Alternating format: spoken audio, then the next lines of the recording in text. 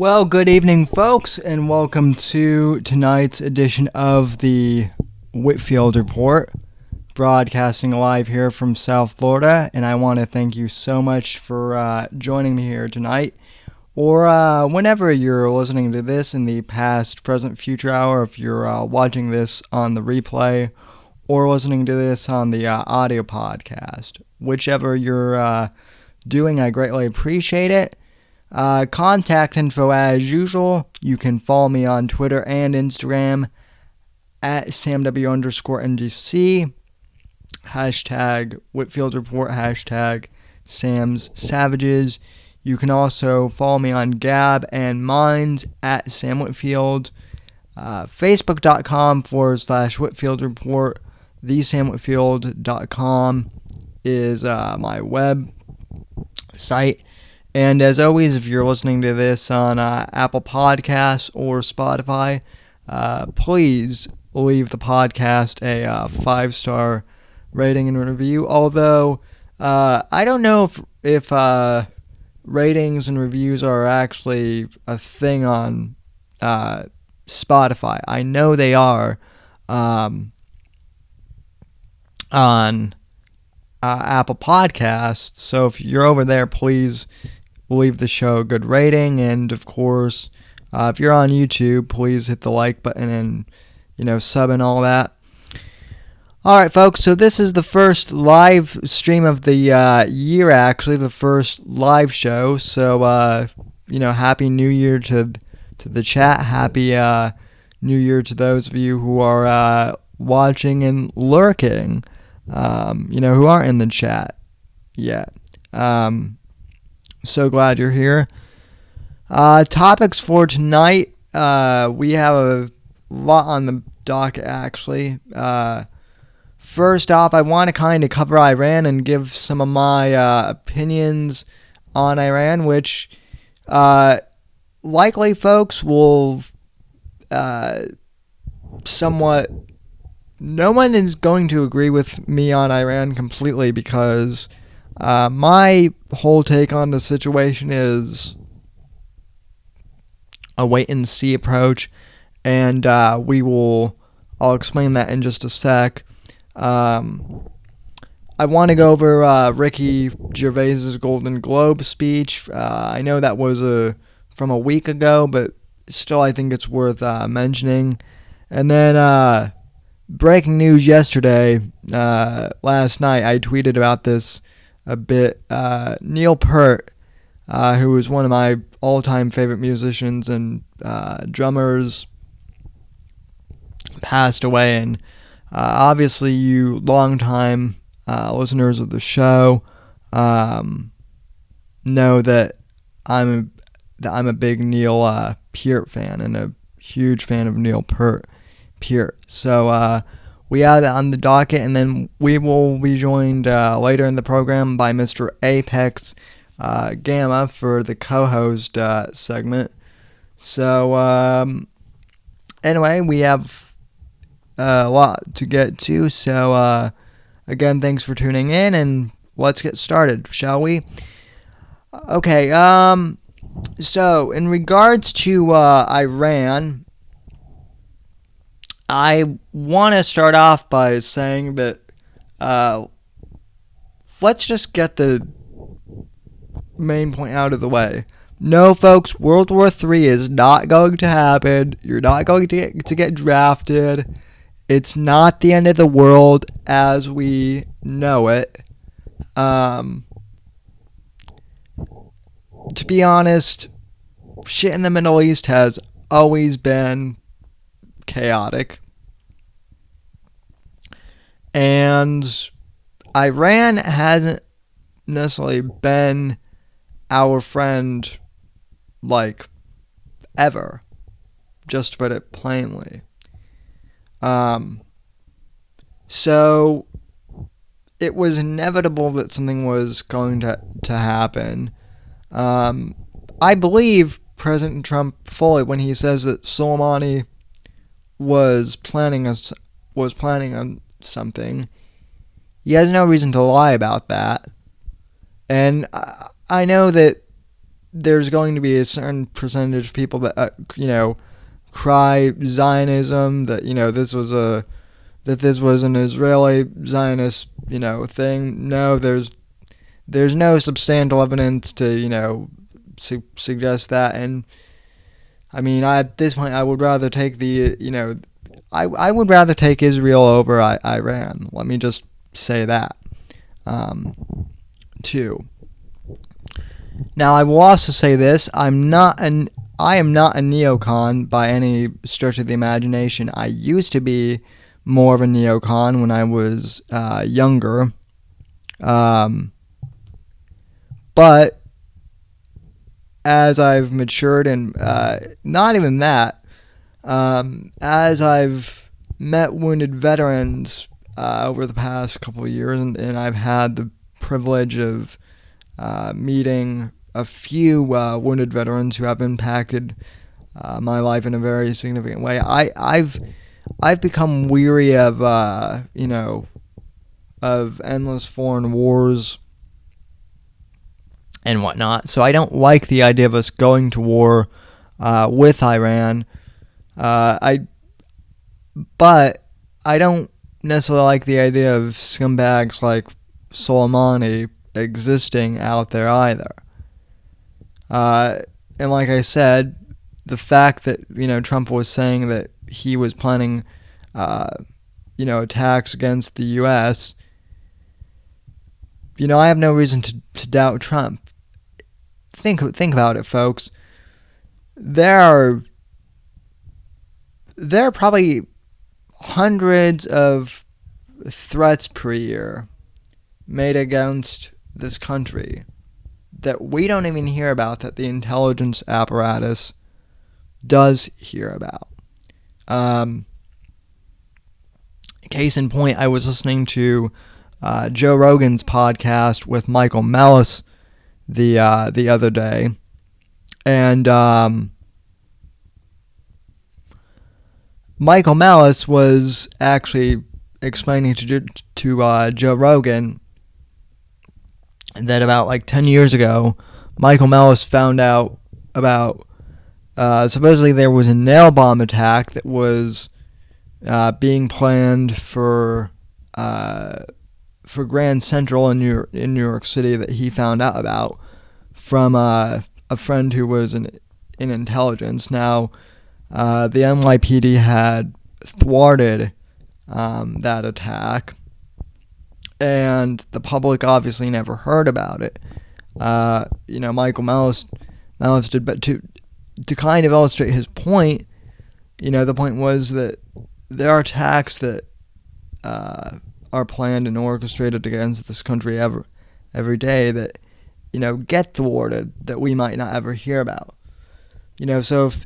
So by that logic, so if Soleimani was in fact planning attacks, then Trump did good by taking him out, I think. And the other thing too is, this isn't the first time we've heard fears about World War III. Do you remember when, if any of you guys remember a few years ago, there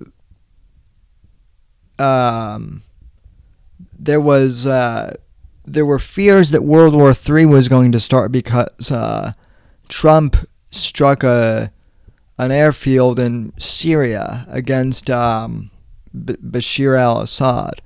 Now, in terms of the Assad regime and whatnot, that whole thing was led by Bolton, and that seemed more like an interventionist case, which I'm not necessarily in favor of intervention.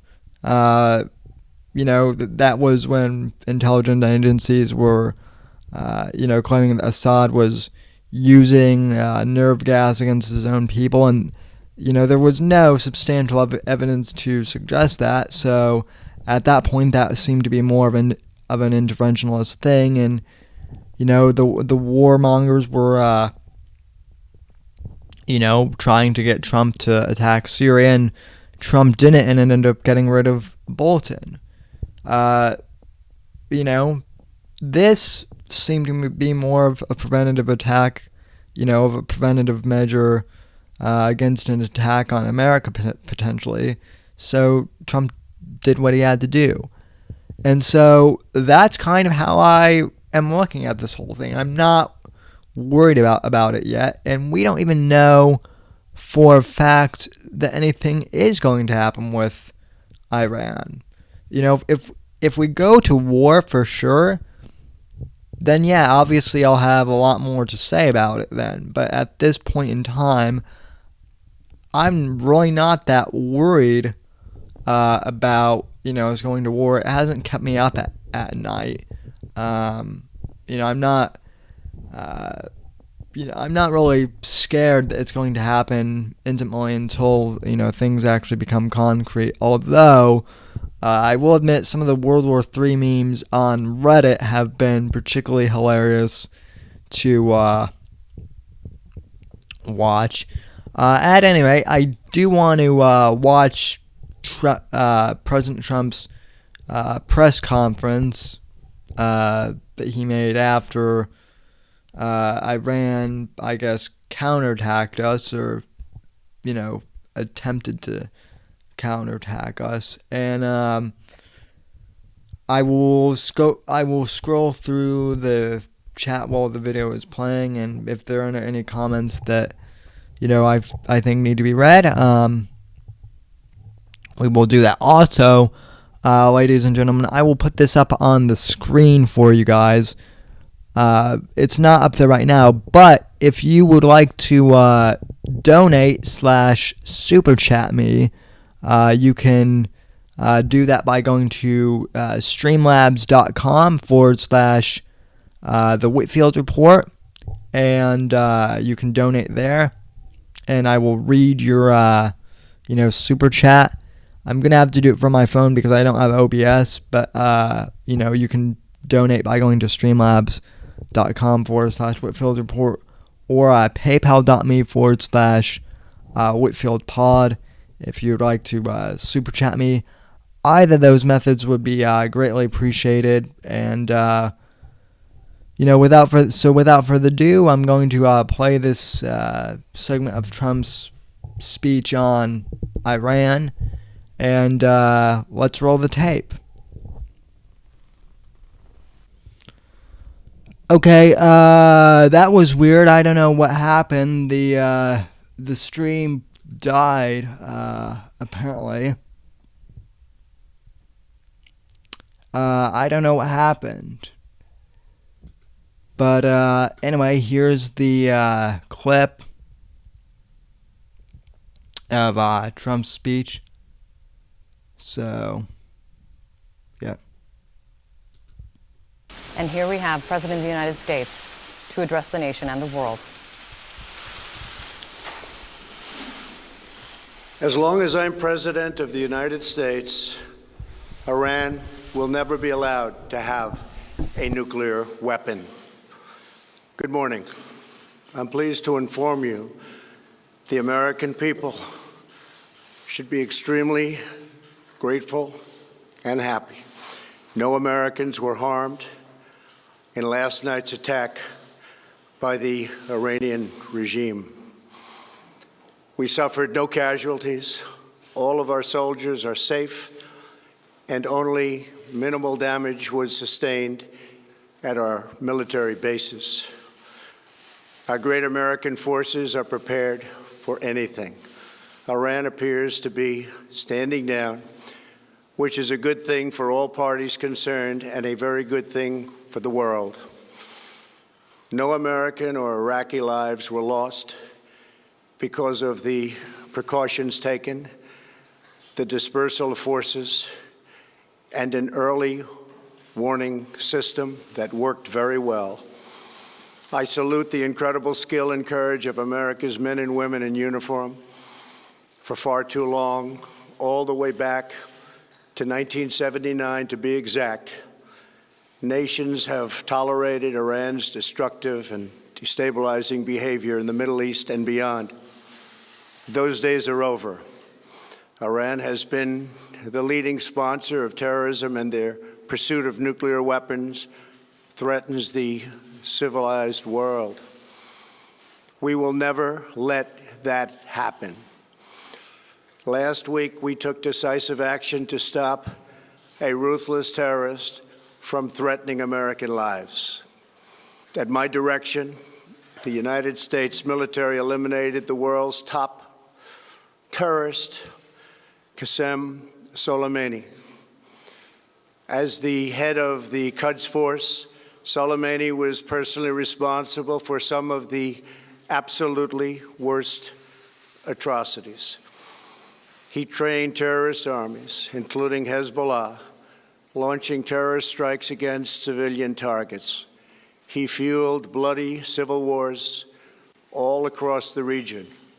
He viciously wounded and murdered thousands of U.S. troops, including the planting of roadside bombs that maim and dismember their victims.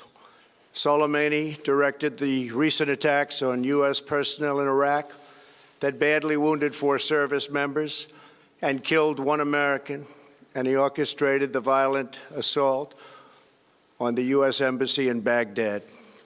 In recent days, he was planning new attacks on American targets, but we stopped him. Soleimani's hands were drenched in both American and Iranian blood. He should have been terminated long ago. By removing Soleimani, we have sent a powerful message to terrorists. If you value your own life, you will not threaten the lives of our people. As we continue to evaluate options in response to Iranian aggression, the United States will immediately impose additional punishing economic sanctions on the Iranian regime. These powerful sanctions will remain until Iran changes its behavior. In recent months alone, Iran has seized ships in international waters, fired an unprovoked strike on Saudi Arabia, and shot down 2 U.S. drones.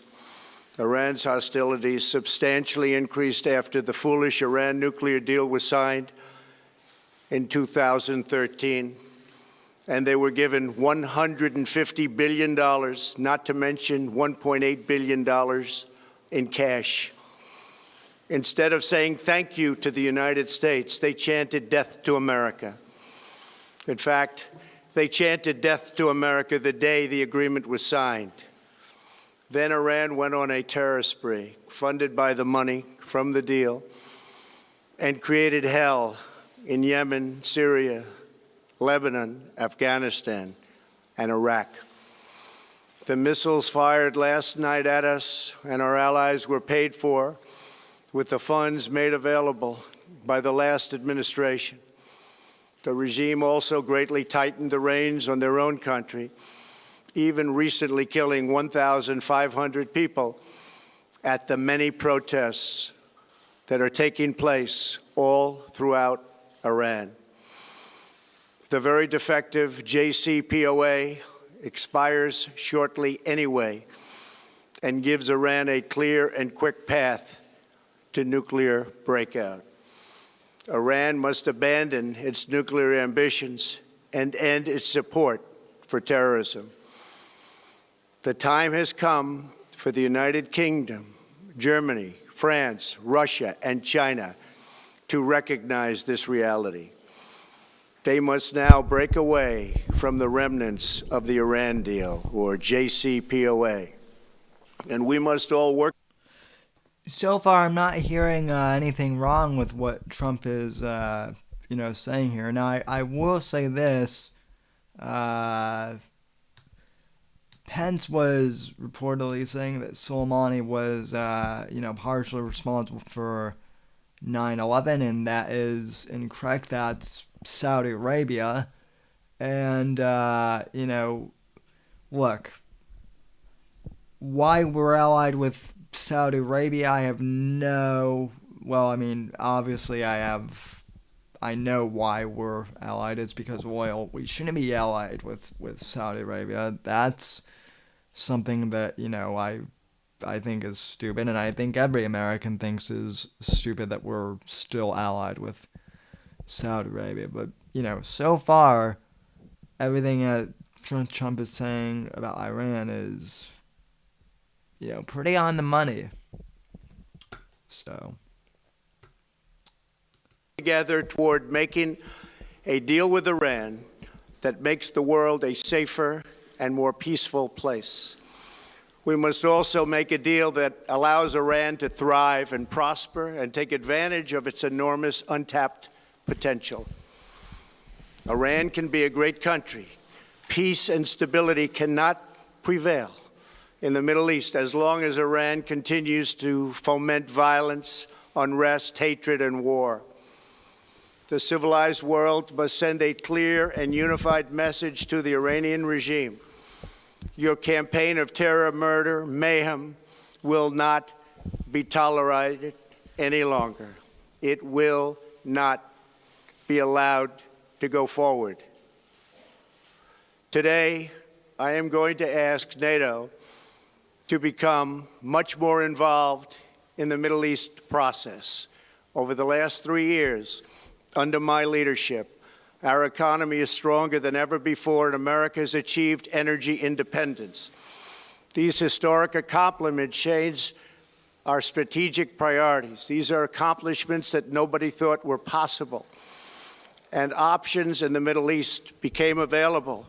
We are now the #1 producer of oil and natural gas anywhere in the world. We are independent, and we do not need Middle East oil. The American military has been completely rebuilt under my administration at a cost of $2.5 trillion. U.S. armed forces are stronger than ever before. Our missiles are big, powerful, accurate, lethal, and fast. Under construction are many hypersonic missiles. The fact that we have this great military and equipment, however, does not mean we have to use it. We do not want to use it. American strength, both military and economic. Okay, now that is another criticism I have of Trump. See, I'm not like completely, but like if I were Trump, I would not be advertising the fact we have like all new, shit as far as missiles and whatnot. Like, I would keep all that stuff on the down low, and then if they, tried to mess with us, then they would find out the hard way that we have all this new technology. There's no reason why we should be advertising what our arsenal is. Like, let them think our arsenal is outdated. Yeah. Well, yeah. I mean, so it brings up a good point. Europe is within reach of Iran, and yeah. I mean, look, like I said at the beginning of the program, and I'm not sure if you heard. I mean, Iran is not, friendly at all. So I'm not sure why people are acting like, Trump is the big bad here. So.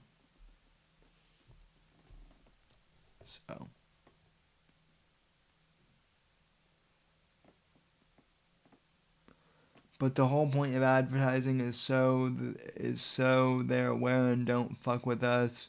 Therefore, we don't have to use it. Yeah, that's a good point, Apex. So, oh shit, is Nachito here? Is my favorite listener from across the border here? Welcome, Nacho. Feliz Navidad, I guess. Sorry, that's pretty much the only Spanish you'll get out of me.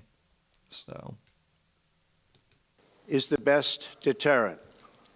3 months ago, after destroying 100% of ISIS and its territorial caliphate, we killed the savage leader of ISIS, al-Baghdadi, who was responsible for so much death, including the mass beheadings of Christians.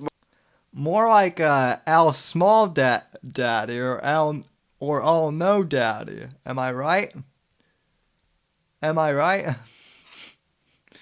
Sorry, folks. I'm bad at jokes. I'm not as bad as Owen Benjamin is, though. At least I'm not laughing. At least I'm not laughing and wheezing at my own jokes. So.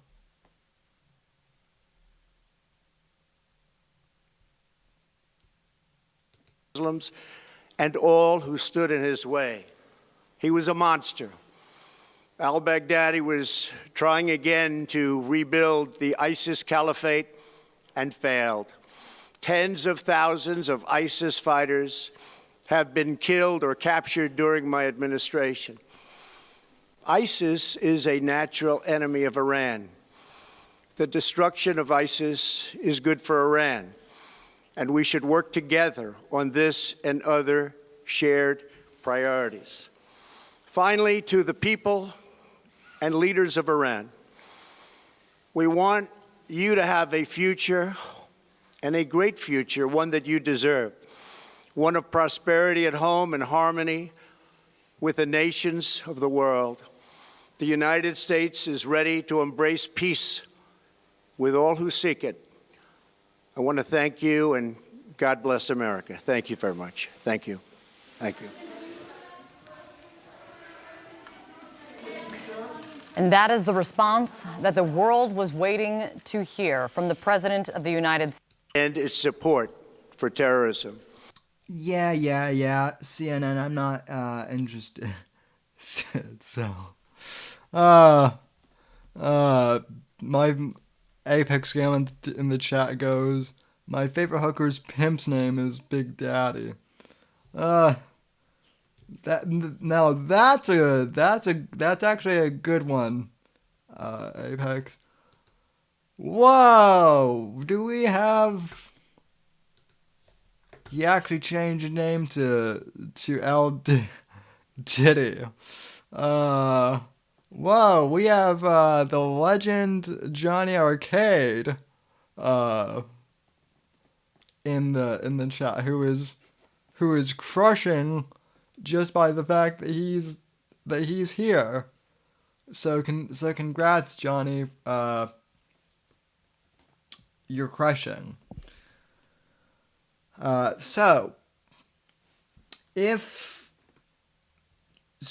We just played that clip of Trump's speech on Iran. Now, oh yeah, listen, Cheeto is here. Now, the day after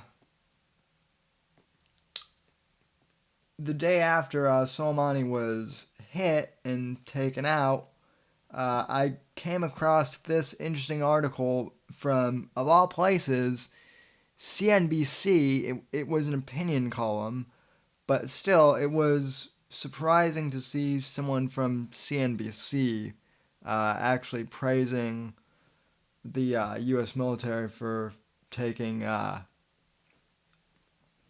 Trump out. Or no, taking not taking Trump out, taking Soleimani out. yeah, no. CNN would praise someone for taking Trump out, though, but no.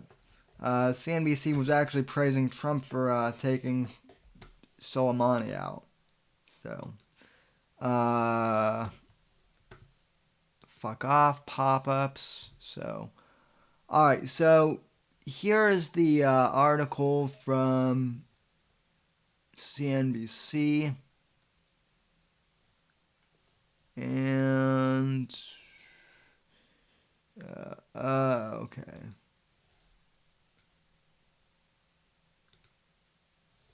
Alright. Op-ed. And I'm reading this for those listening to the podcast. So, obviously, if you're watching this, you can read along or do whatever. Anyway. Let's see here.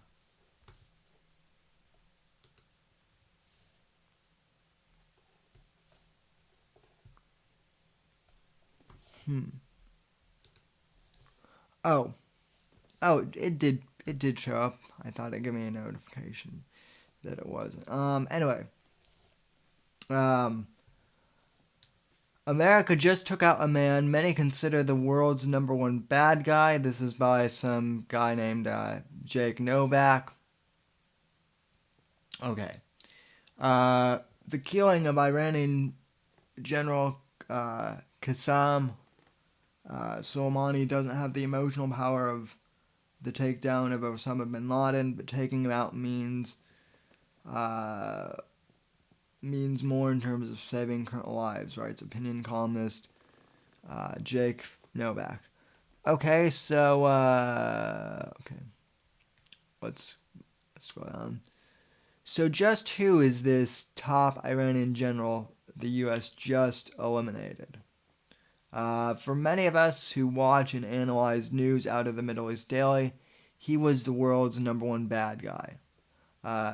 Qassem Soleimani has been in control of Iran's Quds forces for more than 20 years.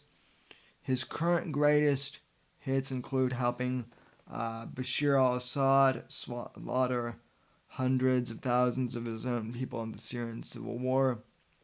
Again, that may not happen. Hello to Lissa, the queen of the internet as well. Anyway, stoking the House in Yemen's civil war and overseeing the killing of hundreds of Iraqi protesters, recently demonstrating against Iranian influence in their country.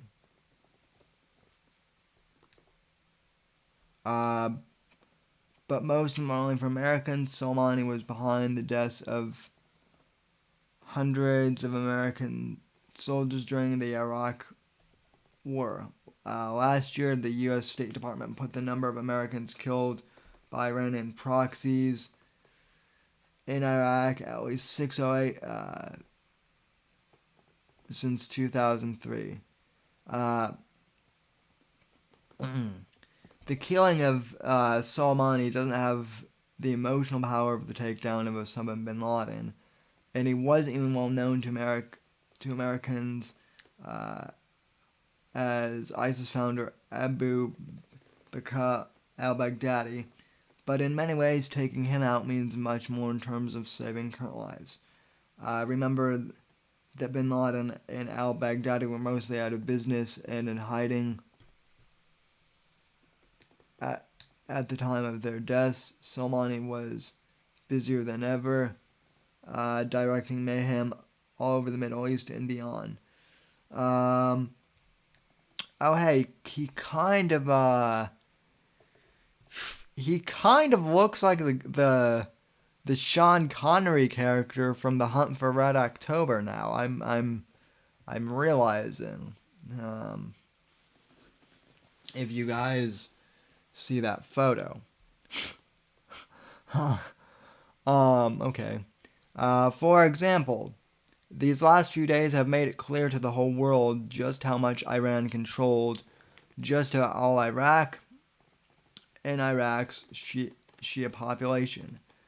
It appears Soleimani not only felt justified in being the likely mastermind behind Tuesday's attack on the U.S. Embassy in Baghdad, but was also comfortable enough to travel to Iraq to personally oversee it.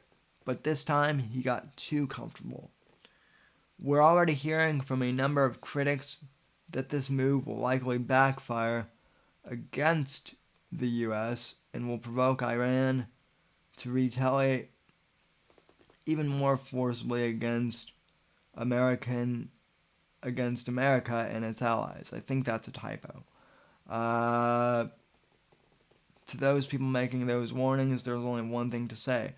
Welcome to the party, pal.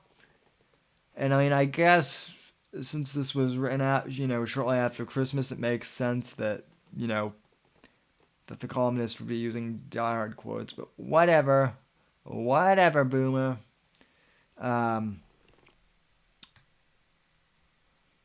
That's because Iran has really been at war with the U.S. since 1979. the killing of hundreds of troops in Iraq, the constant terrorism it sponsors and supplies against Israel, and even the recent provocations against oil uh, tariffs in the Persian Gulf are all acts of war from which there's really no uh, retreat without severe consequences. There are there are there are lots of typos in this article actually. For the Trump administration, it would appear that the embassy attack was the last straw. It was also one that provided the ultimate opportunity to eliminate Soleimani as he foolishly left his home country and made himself more physically and legally vulnerable. Another thing to remember is that Soleimani and his foreign escapades may have been the delight of the ruling mullahs in Tehran, but the people in the streets abandoned him long ago, if they ever really supported him in the first place. Soleimani clearly came to personify the increasingly unpopular spending on proxy wars and terrorism. With Iran's economy faltering, the chanting in the streets during the nation's protests included "No money, no gas, screw Palestine." This was probably the best proof that the Iranian people are keenly aware of the resources being sent abroad that could be used to improve the domestic economy and not pay for rockets in Gaza or wars in Syria and Yemen. That is the one part that I am a little skeptic about, though, because I mean, if you're protesting in Iran, isn't that like don't people pretty much disappear for that type of thing? That's the only thing that you know that doesn't make sense. And yeah, so what I agree. I don't want more war in the Middle East either. Um, but what I'm saying is I don't think that taking out Soleimani is necessarily going to lead to war in the Middle East. We're not necessarily at that point yet, so let's not count those hens before they hatch, or those chickens, whatever the saying is. Okay. In fact, Iranian journalist and activist Maja, some name I can't pronounce, uh, tweeted almost immediately after Soleimani's death was reported by the Quds commander, was also hated by ordinary Iranians for the brutality against his own people. This included a bloody crackdown on university students in Iran in the 1990s. Uh, bu- bu- bu- yeah, yeah, yeah. Johnny's right. War has already been canceled. Uh, in the coming hours and days, the debate over the decision to kill Soleimani will ultimately be dominated by partisan politicians looking to score points for or against President Trump. Perhaps Senator Chris Murphy, a Democrat from Connecticut, has taken uh, top partisanship buffoonery prize, already scolding President Trump for the action just 2 days after publicly decrying America's lack of action against the attack in the Baghdad embassy. But well, that's not as bad though as what's her face, the Minnesota senator, what's her face, ladies and gentlemen, who was saying stuff like oh, Trump did this to avoid impeachment or whatever. Okay. But that's just politics. It will also be just politics when President Trump takes a victory lap on Twitter or at a future rally over this killing. That I do agree with.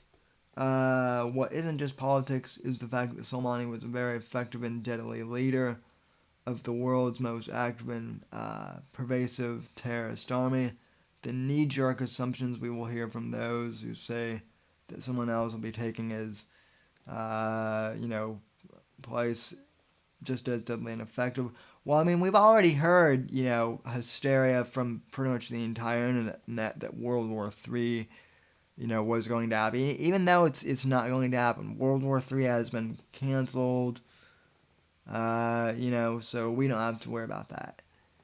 Anyway, a pretty good piece. Like I said, this was published like a day after the this was published a day after the attack happened. So I will actually post the link to this article if you guys want it in the live chat, and then I will also link this article in the show notes for those of you guys watching and or listening. So that's that. Let's see. Yeah. All right, so now, folks, let's move on to something a little more whimsical. For right now. Storm of Wrench coming in with the good comments. I've just got to put this up. World War IV. The search for 3. I can always count on a Storm of Wrenches to make me laugh. All right. So Ricky Gervais obviously killed it the other night at the speaking of deadly attacks. I know this joke hasn't been made, but I'll make it again. I hope Ricky Gervais had congressional authority before he went in and butchered all of Hollywood at the Golden Globes the other week. So I'm not gonna play the whole thing, but I do want to go through and look at some of the good moments here. And, since I'm not really being monetized yet, I don't think this will get taken down because, it's been kind of all over the internet now for a couple of days, but this is still pretty funny to, watch.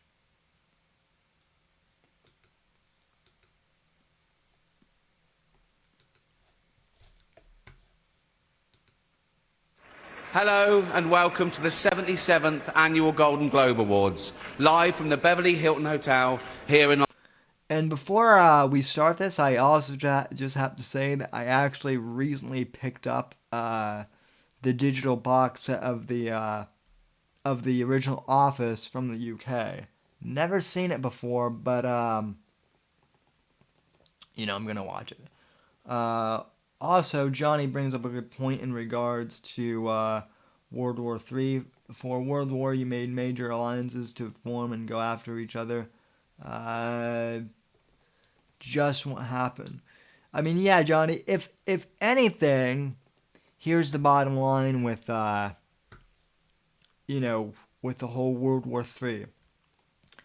If anything, we're not going to be in World War III with Iran. We're going to be in another, if anything, we're going to be in another Cold War when it comes to Iran. That's what's going to happen. This isn't going to turn into World War III. This is going to turn into Cold War number 2, if anything.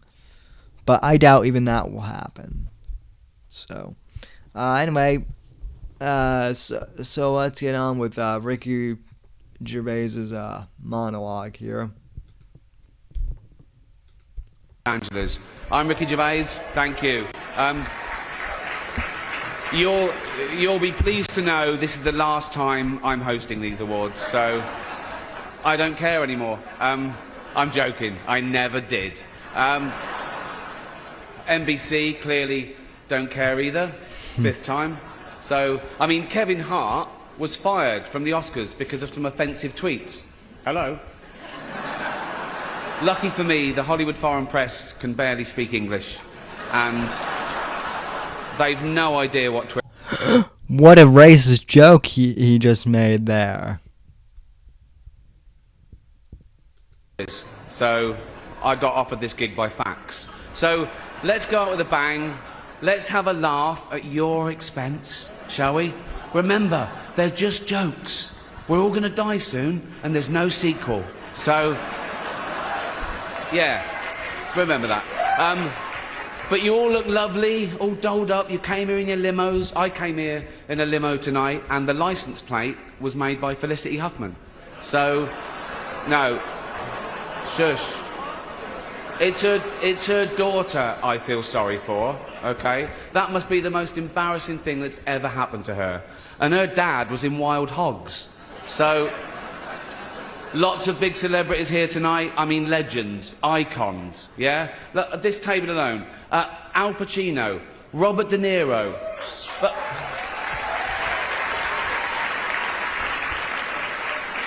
Baby Yoda. Oh, that's Joe Pesci, sorry. I love you, man. Don't have me whacked. The bombs are about to drop here. We're not quite at prime joke level yet, but we're about to get to the good stuff here. And yeah. So it says I hate Tom Hanks. I mean, yeah, I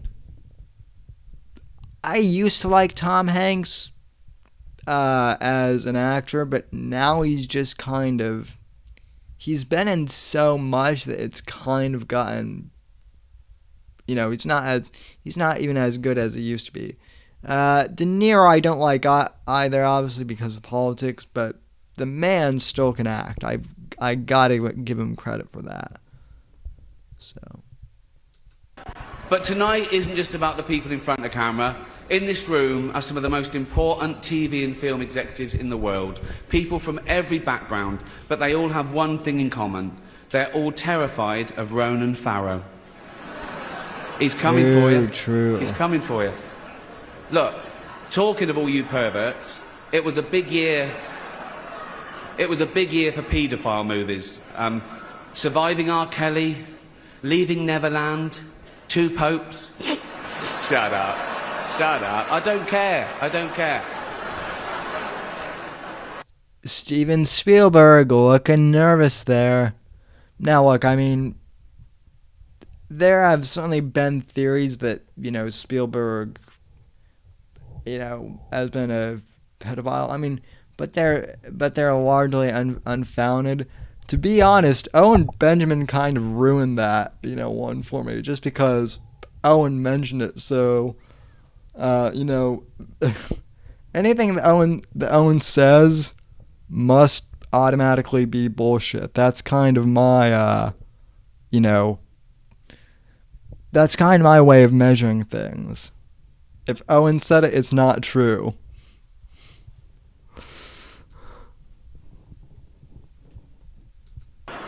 Many talented people of colour were snubbed in major categories. Unfortunately, there's nothing we can do about that. The Hollywood foreign press are all very, very racist. So, fifth time. Not a lie either.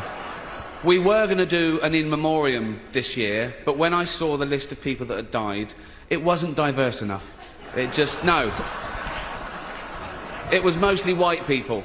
And I thought, nah, not on my watch. So, maybe next year. Let's see what happens. No one cares about movies anymore. No one goes to the cinema. No one really watches network TV. Everyone's watching Netflix.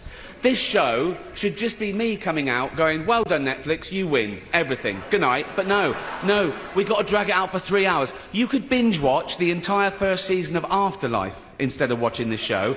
That's a show about a man who wants to kill himself because his wife dies of cancer, and it's still more fun than this, okay? Spoiler alert, season 2 is on the way, so in the end, he obviously didn't kill himself, just like Jeffrey Epstein. Shut up! I know he's your friend, but I don't care. Best joke of the evening by far. And what's even better, folks, is the memes that came later.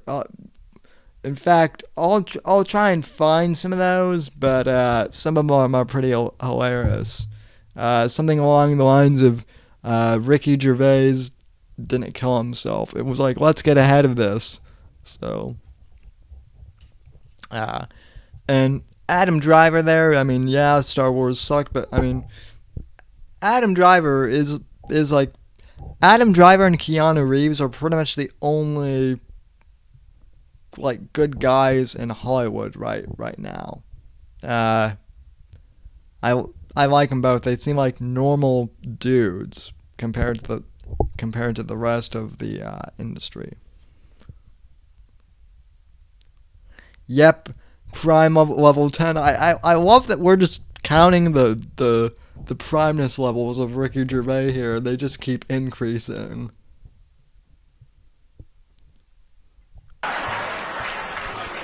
You had to make your own way here in your own plane, didn't you? Right, but seriously, most films are awful, lazy, remakes, sequels. I've heard a rumour that there might be a sequel to Sophie's Choice. I mean, that'd just be Meryl Streep going, well, it's got to be this one then.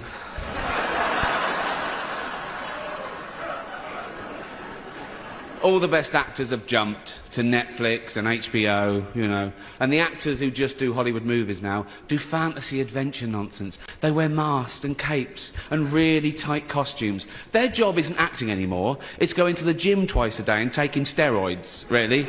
Have we got an award for most ripped junk? Dwayne the Rock Johnson. Paging Dwayne Johnson. No point. We know he'd win that.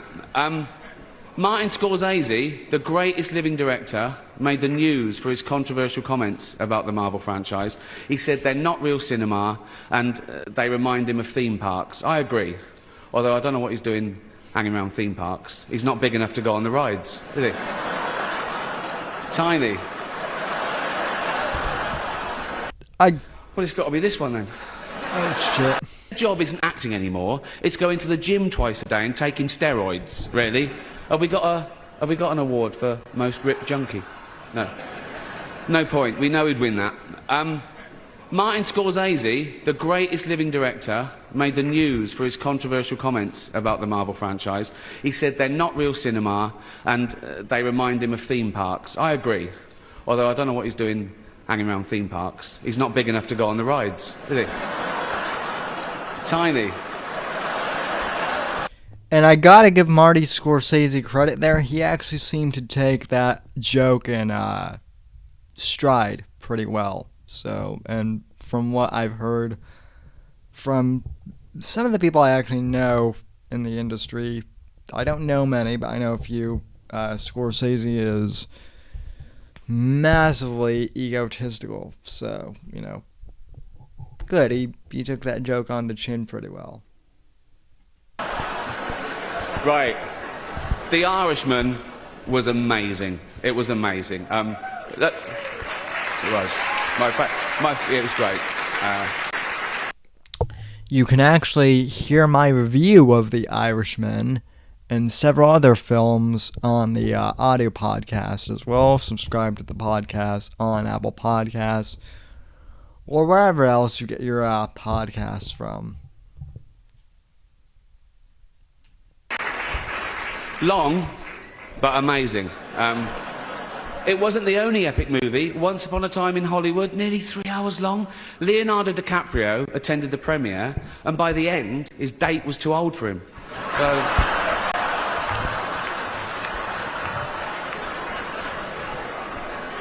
even Prince Andrew's like, come on, Leo, mate, you know. You're nearly 50, son. The world got to see James Corden as a fat pussy. Okay, this bit was He good was also too. in the movie Cats, but no one saw that. And the reviews, oh, shocking. I saw one that said, this is the worst thing to happen to cats since dogs, right? But Dame Judi Dench defended the film, saying it was the role she was born to play, because she... I can't do this next joke. Because she loves nothing better than plonking herself down on the carpet, lifting her leg, and licking her own cunt.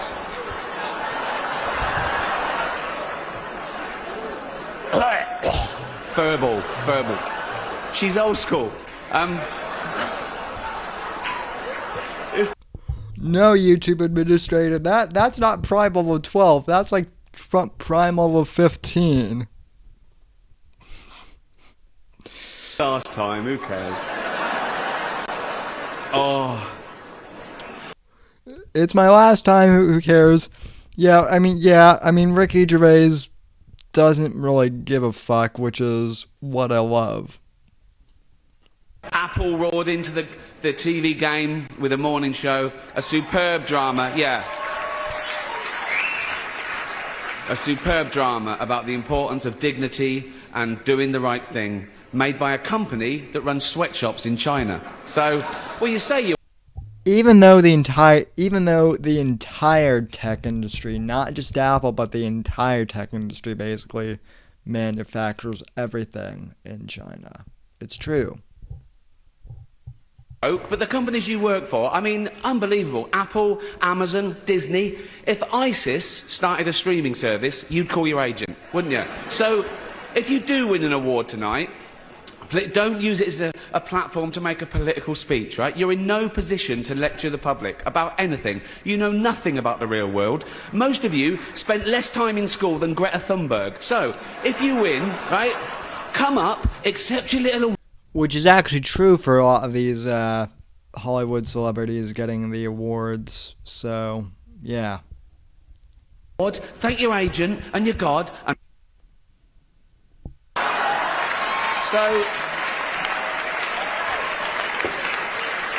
it's already 3 hours long. Right, let's do the first award. The first award is for Best Actor in a Television Series. Okay, so that was the end of the. He did like another one at the end. I guess about Harvey Weinstein.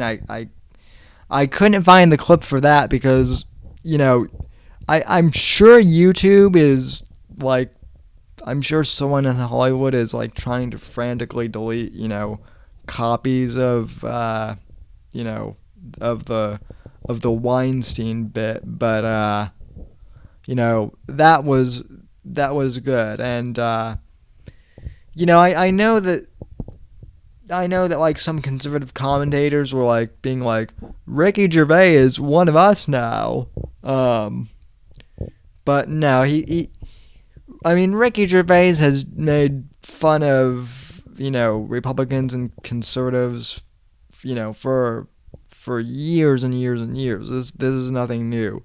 He roasts everyone equally. I will say this though. I have to pull this up. Do I? No, never mind. But I guess Vox Day made a. Teddy Spaghetti. Let's just call him by his true name.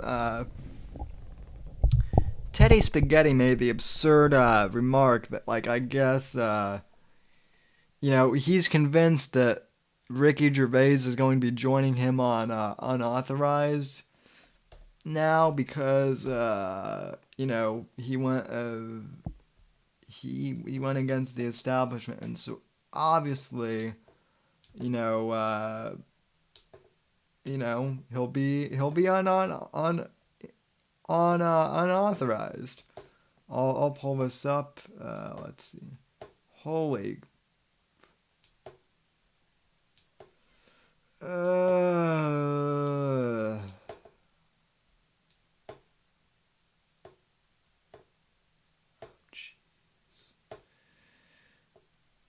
yeah, I'm not gonna scroll through Vox's blog here. It's painful to.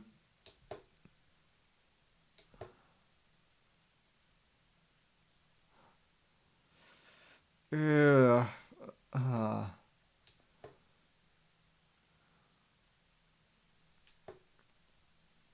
oh my God, this is. Yeah, I'm going to spare you guys from even like looking at what I think would. I think at this point it would be safer for me to play hardcore porn on the stream than to show Vox's website. Oh, never mind. I found it. This was painful. Okay. So.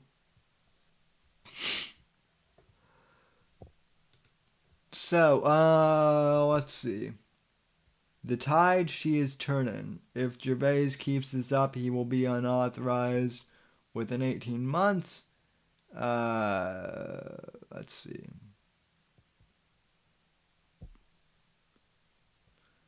And yeah, I mean, yeah. So Ricky Gervais is going to be on unauthorized, and Owen is going to be on. Owen is watched by Tucker Carlson. Let's see.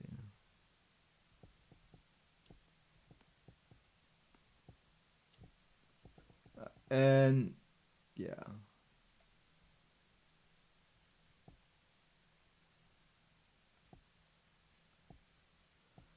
And I love all this stuff like, oh, they're setting Ricky Gervais up to be a new gatekeeper. No, you morons. Ricky Gervais, okay. Okay, that's enough. I don't want my computer to get a virus. So let's see. In sad news tonight, Neil Peart, the drummer of Rush, passed away, and also a phenomenal lyricist.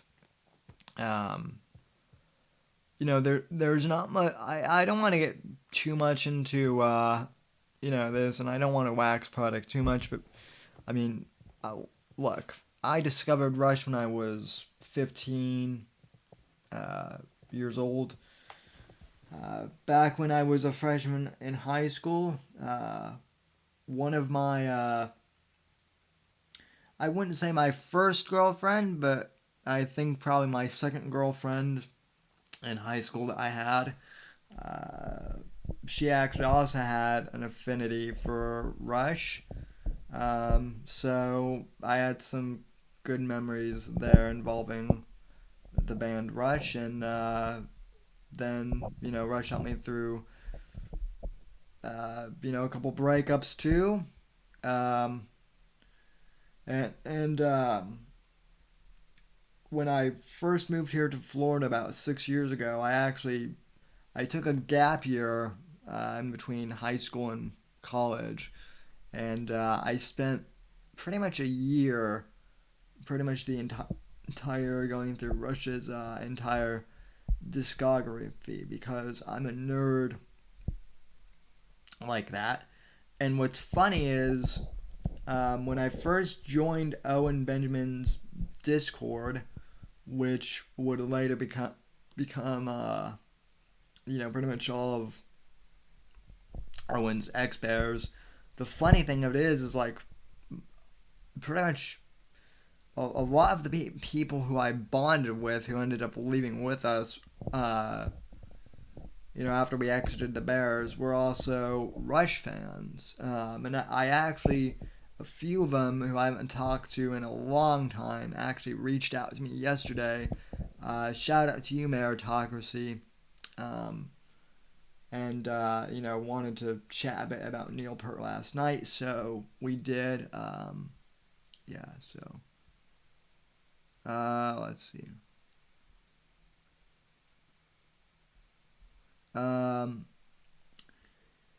So before we bring on Apex Gamma, I do kind of want to end the show, with a little bit of whimsy tonight, in honor of Neil Peart. I want to go ahead and play this clip I've found. I actually found it a few years ago. It's a pretty great clip if you're into rock music. And this is a studio jam session with Stuart Copeland, Neil Peart, Danny Carey, and Matt Stone, who I guess is a drummer too, and they're all jamming in Stuart Copeland's home studio. And this was a clip from 2 years ago, but it's pretty cool. So while I'm playing that, we'll get everything set up to bring Apex on, and let's roll the tape. Rest in peace, Mr. Peart. You brought a lot of us many happy memories. So 07 to you, sir, wherever you are.